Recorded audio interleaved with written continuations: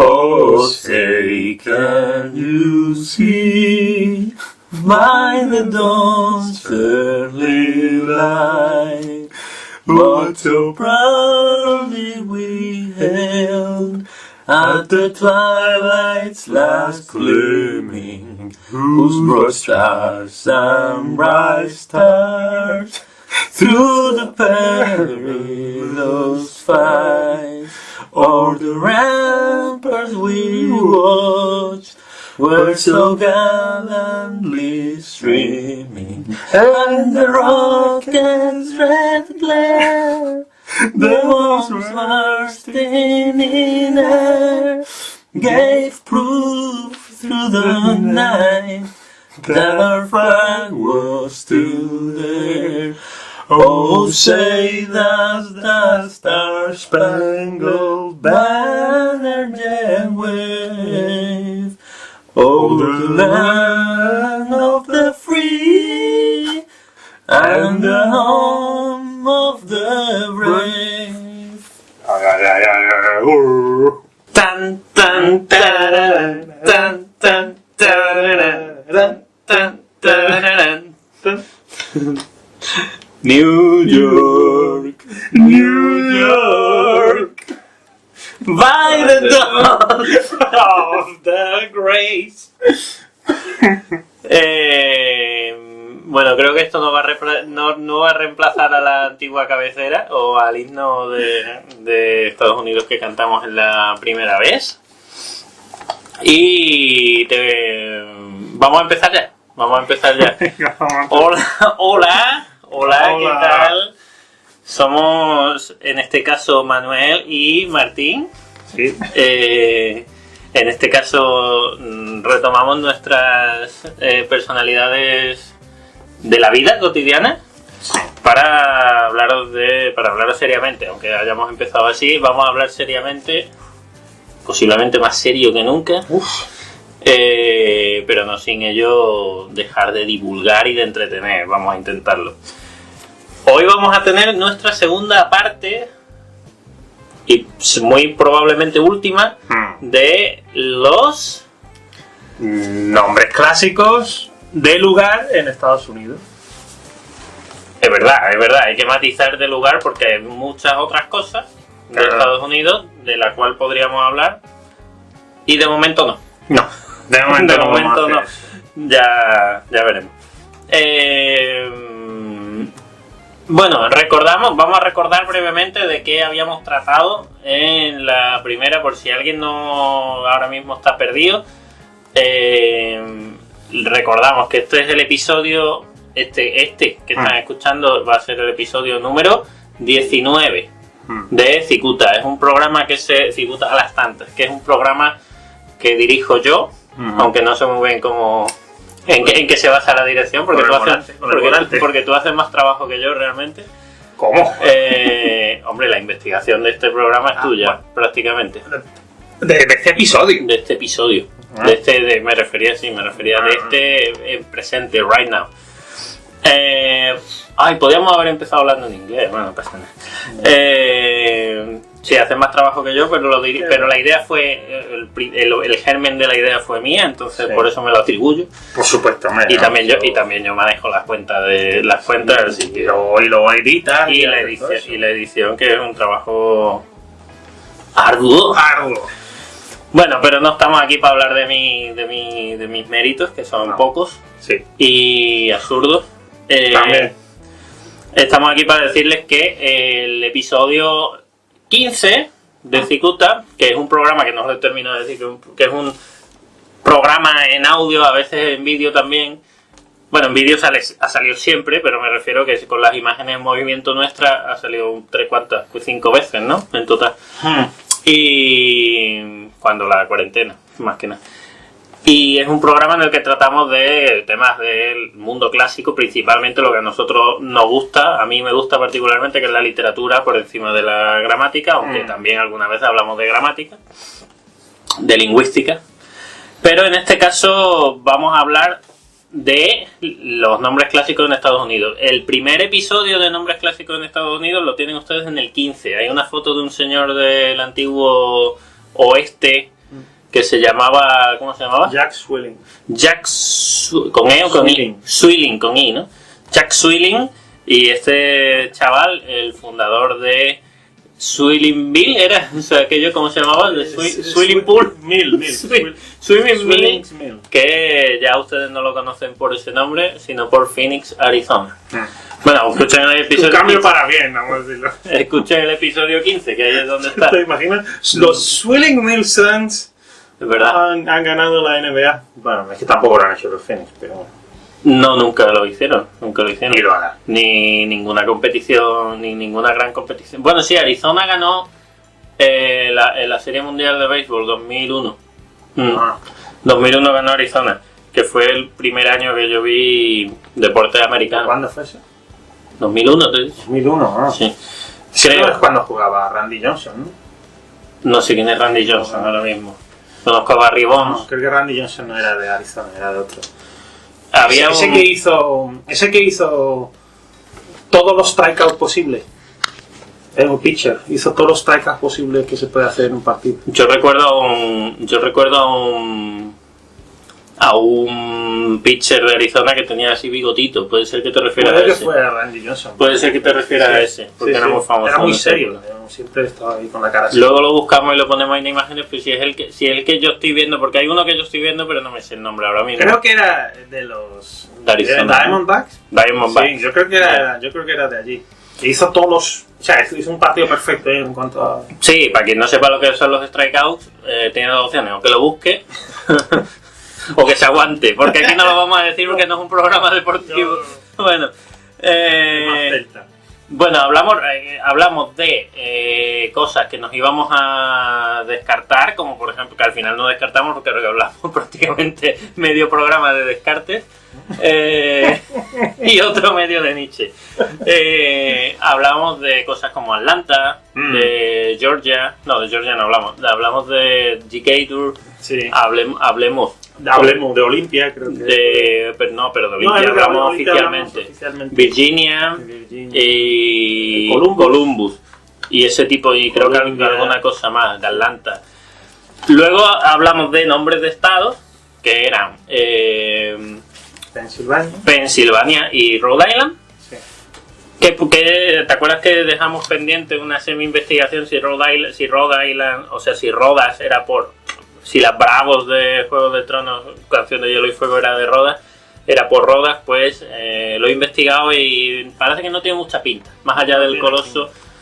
Hay una cosa dentro de la historia de Bravos que he buscado en la wikia de Juego de Tronos, que sí coincide con Rodas, que es que fue una de las ciudades de Essos, del continente opuesto al de Poniente, que se mantuvo libre. Y te acuerdas que dijimos en el episodio de los nombres de Estados Unidos que Rodas se había mantenido libre de la opresión persa y demás.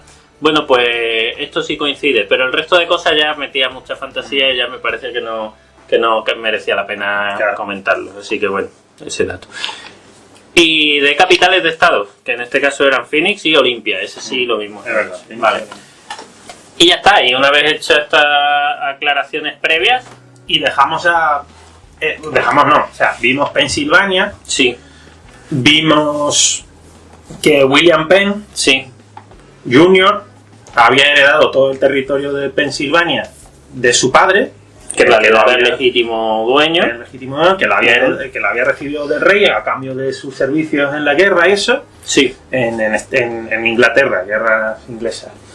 Y nada, y que lo dejamos justo cuando William Penn Jr., marchó. conocido como William Penn, Sí. marchó a sus tierras en lo que hoy en día es Estados Unidos. Exactamente, quien necesite más datos y ya no los tenga ahora mismo, que vaya a ver la precuela. Exactamente. O oír la precuela. Que vaya al episodio 15.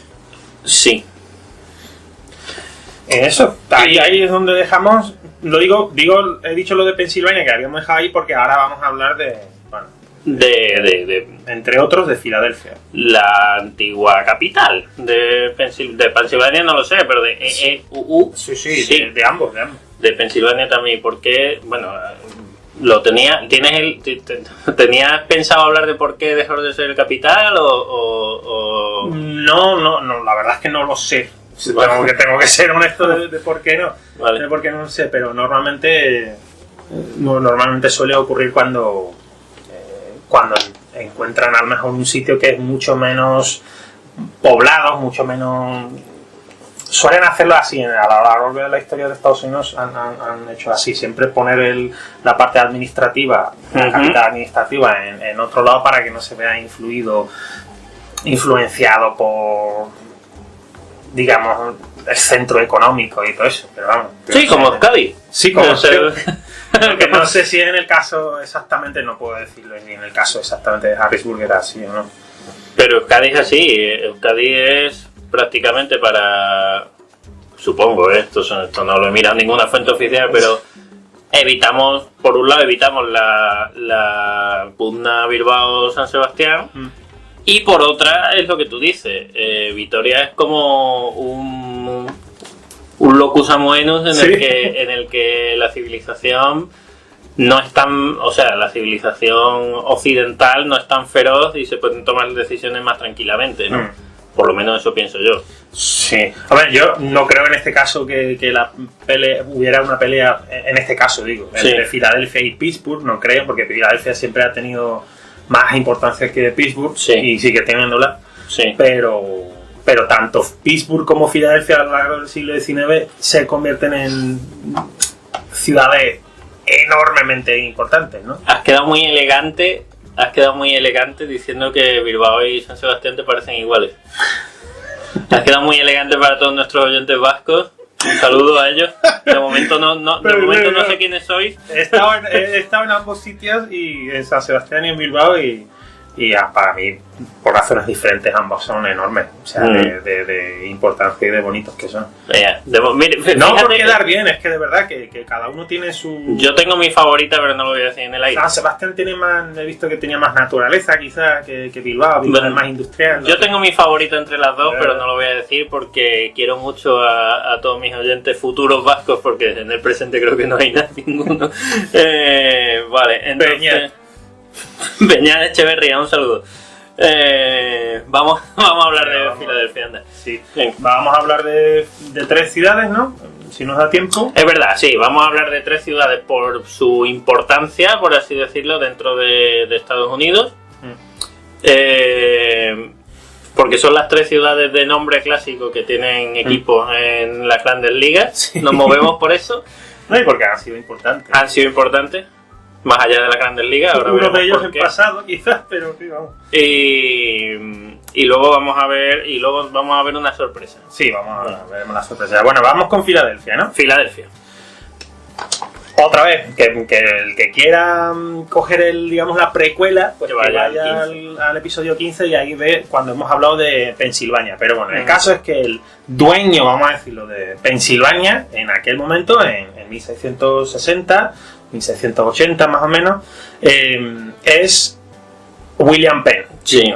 William Penn era un hombre de una casa muy importante, ¿vale? Su padre era militar, etcétera, etcétera. Pero era muy rebelde el hombre, el Penn Jr., William Penn. Era muy rebelde. Rebelde en aquella época normalmente significaba que no era de la... Se convirtió a otra religión o cosas de ese tipo, ¿no? Entonces, su padre era anglicano. Para los que no sepan lo que es anglicano, pues, bueno, la iglesia oficial de Inglaterra, básicamente. Era anglicano, que son más moderados, son más de iglesia y todo eso. Pero William Penn se convierte a la religión cuáquera, ¿vale? Que era una secta en aquella época, yo no sé ahora mismo, pero...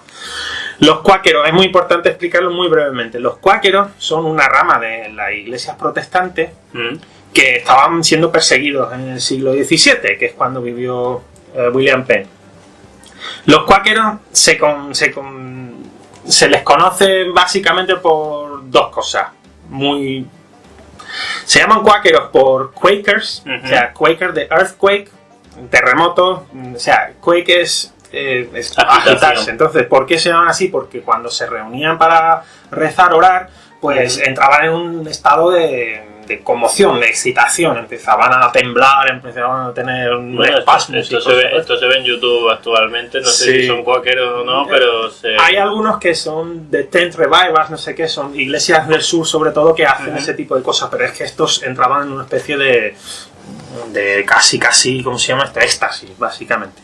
Sí, dionisíaco. Dionisíaco, sí. Entonces, otra cosa que se caracteriza, es muy importante a lo largo de la historia de Estados Unidos, es que se oponían a la violencia, a la guerra y a matar a gente, básicamente. Entonces, alguien dirá, bueno, pero cualquier religión cristiana se opone a matar. Bueno, habría que verlo, ¿no? Pero estos se oponían tanto que fueron los primeros objetores de conciencia en Estados Unidos. O sea, se negaban a ir a la guerra porque decían, yo no puedo matar a mi prójimo. Dios me lo prohíbe. Claro. Y se conoce también porque entre ellos se conoce como Society of Friends, sociedad de amigos, de los amigos. Entonces, entre ellos en realidad se hacen llamar amigos. O sea, tú dices a friend, hombre, tiene que ser mayúscula evidentemente. Un friend es, aparte de Ross y Joey, friend es alguien que es cualquiera, ¿vale? Entonces, muy importante tener esto en cuenta, ¿vale? El caso es que en 1682 llega a Filadelfia, lo que hoy en día es Filadelfia. Sí, que era campo. Se encontraba entre dos ríos. La situación, o sea, normalmente tú tienes una ciudad que se funda al lado de un río, eso es típico, normal, o en un puerto, o lo que sea, para tener acceso al comercio, al agua y todo eso. Pero este se fundó entre dos ríos. Había un cacho de terreno entre dos ríos, el río Schuylkill, que pues, su nombre, como indica, era holandés, fundado por los holandeses, el territorio pertenecía a Holanda antes de Inglaterra, y el río Delaware, ¿vale? Vale. Y ahí funda una ciudad en plan al estilo europeo, con sus estilo planta hipodámica. Exactamente. Bueno, no sabemos si es la hipodámica, no pero la típica construcción de... Sí, el típico plano, por así decirlo. Sí, el típico plano de ciudad moderna, básicamente.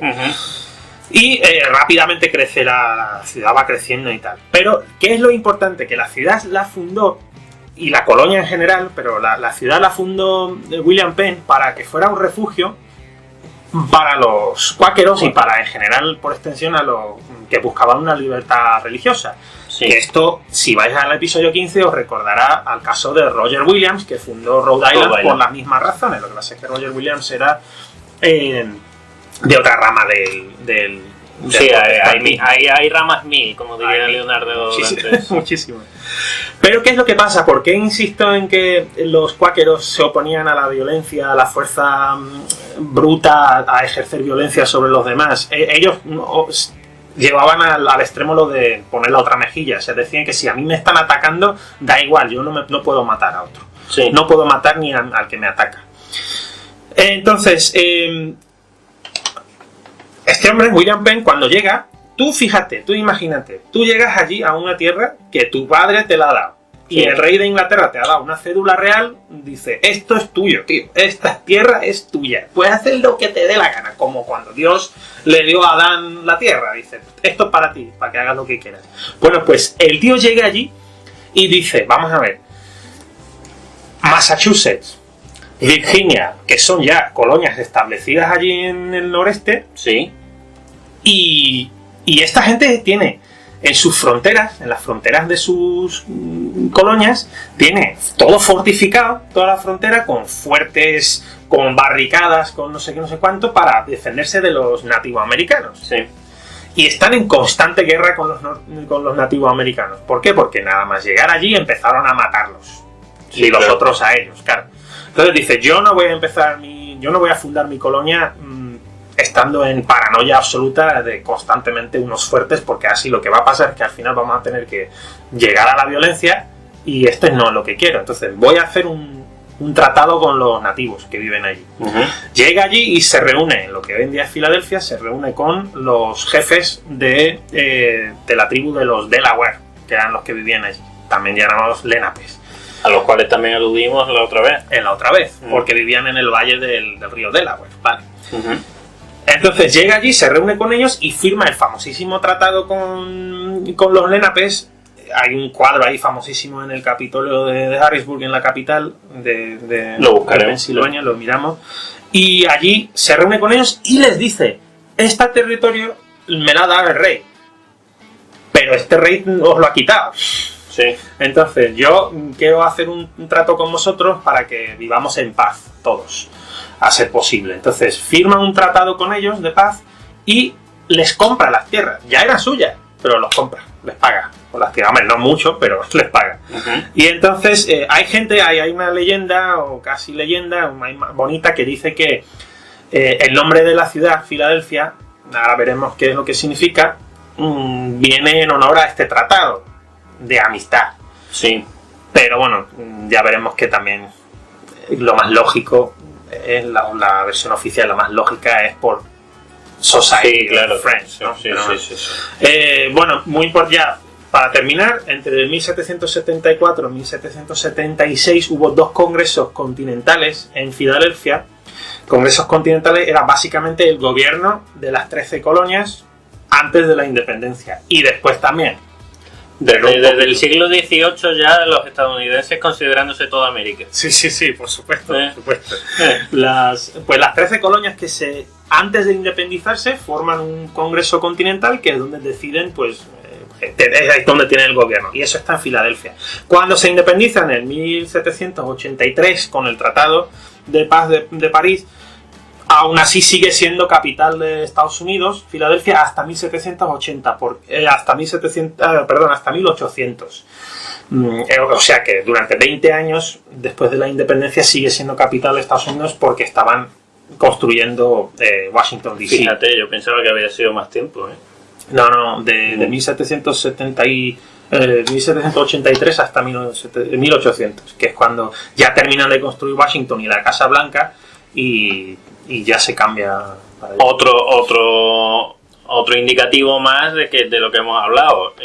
Una capital necesitamos que esté alejada o sea, tenemos que crear una ciudad de cero como es Washington, que todavía sigue sin ser probablemente ni de las 10 más importantes de Estados Unidos a nivel poblacional, para que sea la capital. Véase Canberra, véase Brasilia, esto, claro, y los Canadá, países Aruba. creo que sí. Y una cosa a mí que siempre me ha fascinado, de verdad que es una de las cosas que es muy americano, yo no sé si esto pasa en otros sitios, porque la mayoría de los hombres, pero que eran hombres, la mayoría de ellos que estuvieron en el Congreso Continental, los padres fundadores de Estados Unidos, Sí. eran del sur, y por sur se entiende en aquella época Virginia. Sí.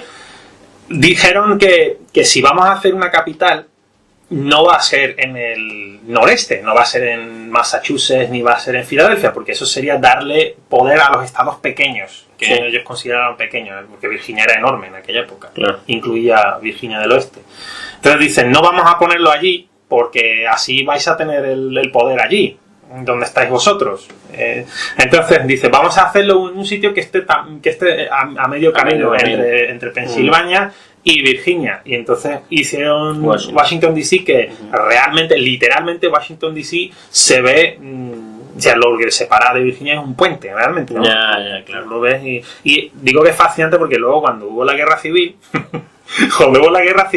la capital de la Unión, a la capital de la Unión lo separaba de la capital de los Estados Confederados, que era Richmond, en Virginia, un puente, vamos, básicamente. Que es, bueno, en fin. ¿Sabes cómo se...? Bueno, perdón. No, que eso, que ciudad importantísima y la Declaración de la Independencia se firmó allí, la Constitución de Estados Unidos, que sigue ahora hoy en día, se firmó allí. Vigente. Benjamin Franklin era de allí y Will Smith también era de allí. Y Will Smith, Sí. mira, fíjate. Y Kevin Hart. Y la... Kevin Hart, no sé quién es. Un cómico. Y la campana. Claro, la Decir, campana de la campana. libertad, la campana de la libertad. El famoso símbolo de Filadelfia. Que se rompió, nada más tocarlo. Que se rompió. Le hicieron un Sergio Ramos. La campana, que es símbolo de la ciudad, que aparece en el logo de Philadelphia Phillies, en el equipo de béisbol. Y bueno, que lo toca, muy ¿no? representativo, ¿no? Sí. Un apunte que chistoso de los míos. ¿Sabes cómo se llama en Futurama? Bueno, en una secuencia de Futurama, ¿sabes cómo se llama Virginia? No. Se llama East West Virginia.